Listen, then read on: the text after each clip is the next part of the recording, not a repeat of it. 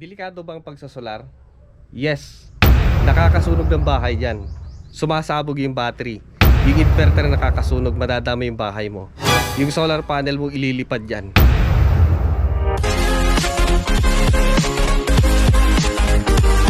Good morning mga adik. Magandang araw sa inyong lahat. Sa mga bago dito, ako po si Juan Dilasag. At alam nyo guys, wala po akong binabayaran sa kuryente kasi po nakasolar po ako. Sa mga hindi pa nakasolar dyan at namomroblema sa bayarin sa kuryente na napakamahal at ang daming dinagdag, mag-solar na kayo. Common na question nila ay magkano daw yung gastos natin sa ating setup. So yan, unahan ko po kayo. 5,000 lang ang gastos ko dito. So kunyari binili ko siya kasi ito ay sponsor ni Tayo lahat. So yung inverter natin ay nasa 54,000. Si Deye, 3.6. Pero ngayon kasi wala nang ganito. Mas higher wattage meron. Yung 5 kilowatts. Then yung battery natin, 95. Noon yan, 95,000. Pero ewan ngayon kasi nga, alam nyo na yung nangyari. Tapos yung ating solar panel ay, yung 8 pieces, ang presyo po dito kasi nasa 8,000 isa. Liblib na lugar po kasi. So nasa 64 lahat. Equivalent of 213,000. Tapos yung ating gastos, railings, wiring. So pumapatak siya ng 225,000. So ang mahal pala, Juan Dilasag, ang setup na yan. Any recommendation na mas mura? So ito, small setup pero hindi mo expected or hindi mo pwedeng i-assume na kaya niya ng 24 hours na may mabibigat na load. So ang battery dito ay ano lang siya, nasa 2 kilowatt hours. Pero yung 100,000 pwede na. So ang recommend ko na pwede is RNE na 3 kilowatts, 54,000. Tapos yung solar panel pwede na yung 4. Babuhay mo lang yung starting voltage ng kanyang MPPT, 4 lang.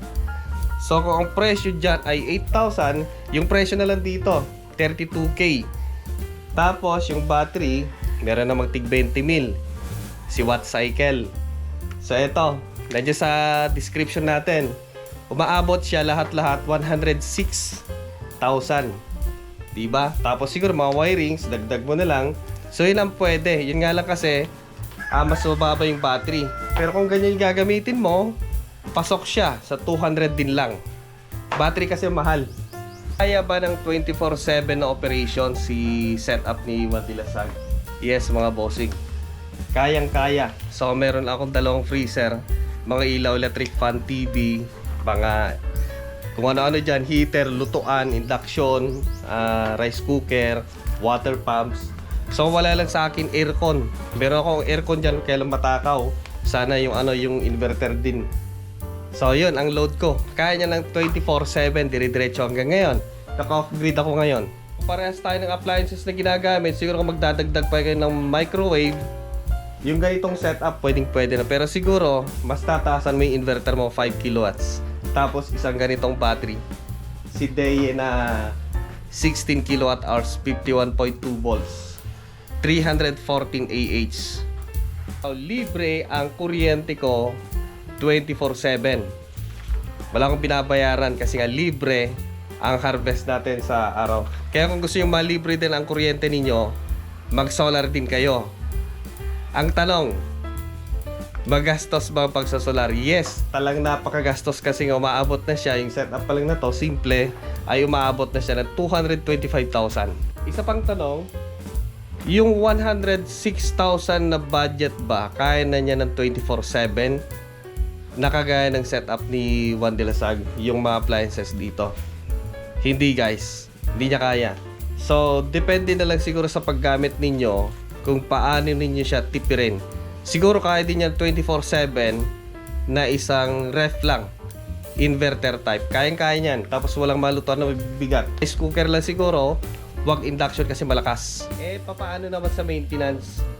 Sa ganitong setup kasi guys, less maintenance siya. Wala ka masyadong ginagalaw dito. Nakakabagot niya, wala tayong pwedeng kalikutin dyan eh. Tanging ma-maintenance lang talaga Aba, hindi naman siya hindi naman siya talagang masyadong kinakalikot to palagi, nililinis palagi. Ito lang naman, nililinis mo dito. Kung sakaling may bagyo, hindi naman araw-araw may bagyo, madalang yan. Linis nga dito, isang beses ko palang nilinis mula nung in-install ko to eh. Bili ka na lang na nung water car wash. Pero kung may malakas yung pressure ng tubig nyo, pwede lang naman, tapos brush, maprag. Pwede, pero brush, pwede na yung brush. So less maintenance ang ganitong setup. Madali daw masira ang inverter at battery.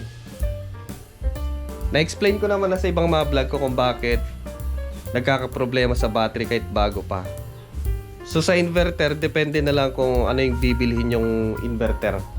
Kung bibili kayo ng sakit ng ulo, sigurado, sakit ng ulo idudulot yan. Pero kung ganitong brand, okay naman siya. Pwede naman sa SRNE, halos parehas naman sila ng quality. Pero kung gusto nyo matibay-tibay, mas maganda talaga at mapera kayo, pwede naman si Solis. Ayun.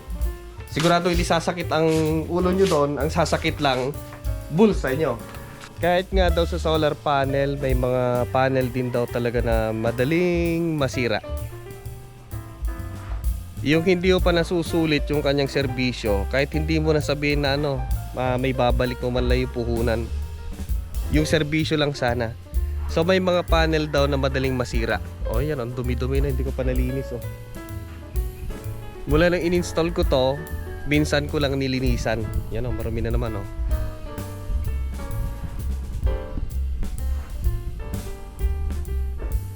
So 8 na 580 watts SunKet. Marami nagsasabi manipis daw yung frame. Ewan, siguro baka manipis nga talaga, pero makapal siya. Ewan, basta ito pa lang naman kasi ang nahawakan kong brand, si SunKet. Yung kanyang performance okay pa naman. Simula nung November 2025 hanggang ngayon okay pa naman, wala pa naman ako nakikitang pagbabago. So sa pagkilatis na lang siguro ng solar panel, tingnan nyo na lang siguro yung sa bagay, yung mga kasi, yung mga madaling masira, syempre mura yung kanilang presyo. Yung matitibay, syempre pricey siya. Doon na lang kayo magbase. And ang review ko naman dito kay SunKet. SunKet ito guys, SunKet N-Type Bifacial. So pwede mag-harvest sa ilalim, pwede mag-harvest sa itaas. Kaya maganda siya na gawin mo siyang solar shed. Yung mga kinakatakutan natin ng mga future snail track or yung mga micro track, crack pala. Ayan, wala naman siya guys. Although talagang marumi lang talaga, malikabok. Ewan siguro, galing ito siguro sa Vulcan, di ba? May ngayon, nag-alboroto ngayon si Vulcan. Vulcan ngayon. So baka next time siguro lilinisin ko siya. Umulan lang siguro ng isang beses para lumambot yung kanyang mga dumi. Lilinisin ko rin to. Iyan Oh, marami na. Malawak na yung nyo. Baka simpleng tanong ito guys na minsan napapabayaan natin na kung minsan kahit simple lang yan, nasisira yung mga gamit natin. So ito, isang tanong nila, paano mapapatagal ang serbisyo ng setup? Paano papatagal? So napakasimple, diba? Minsan yung mga pinipili nating solar panel, diba nakahiligan natin, nakalagay sa hubong, lalong-lalo sa mga area na maliliit, dikit-dikit yung bahay. So no choice talaga din sa hubong. Minsan bumibili tayo ng N-type. Bumibili tayo ng bifacial, yung ganito. So sayang yan kasi ngayong ilalim niya nakaka-harvest. Pwede kung yung ninyo bahay ninyo slab yung bubong, pwede siyang gawing rest house sa taas. Pwede siyang gawing basta yung pwede mo tambahin sa ilalim. So kung nakadikit sa bubong yero, huwag kang bibili ng ganito. Ang bibilihin mo yung yung monofacial, mas mura. Sa tingin ko mas mura yun mas mahal ang bifacial. So yan. At yun ang minsan kasi dahilan kaya nagfe-fade yung gilid-gilid. Yung gilid-gilid niyang ganyan, di ba square na malilit na ganyan, nagfe-fade yung gilid niya. Kumukupas siya. So napapababa yung lifespan ng mga panel sa init. Dahil sa init na sa araw, tapos yung init ng bubong. So pag ganito kasi, Hindi siya masyadong ventilated sa ilalim, although nakaka-harvest pa siya sa ilalim. At pakinabang pa natin, natambayan, garahe, bilaran ng damit dito. O, di ba? Tapos sa inverter natin, di ba? Minsan kasi, dahil sa alam natin 3 kilowatts, sinasagad natin sa 3 kilowatts. Di natin namamalayan na papadagdag pa. Lumalampas na tayo sa kanyang wattage. Minsan, inisap natin, meron pa siyang surge hindi pwedeng dire-diretso yung surge niya kasi. Minsan kasi, doon nasasagad natin. Doon nagkakaroon ng problema. Nasusunog yung inverter, sumasabog. O, di ba? Tapos yung mga circuit breaker natin, minsan lumuluwag yan. So mas maganda i-check ninyo. Pag tumagal, check ninyo baka lumuwag. Kasi ngayon kanyang strand minsan gumagalaw, nagre-relax siya. So lumuluwag, doon nagkakaroon ng sunog. Lalo yung mga inverter na yung kagaya na sa kaibigan ko ganon, lumuwag. O yan, nagkaroon ng sunog, nasira, multiple failure yung nangyari. Tapos sa battery natin, iwasan natin masagad yung kanyang discharge, di ba? Magtira tayo ng kahit 20% na laman para kahit paano may fully charge ulit ng battery. Diba? Hindi na uso yung panahon noon na sinasabi na bago mo i-charge dapat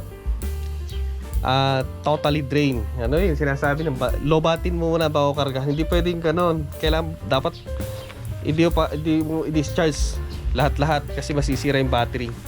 Magtira ka kahit masyado mababa yung 10% Magtira ka yung 20%. Ito yung pinakamahalagang tanong, ROI, Return of Investment. Okay? Sa ganito kasi, napakatagal. Matagal mo makuha yung return, ROI mo dito. Pwede kung gagamitin mo on business. Pwede kung ganon.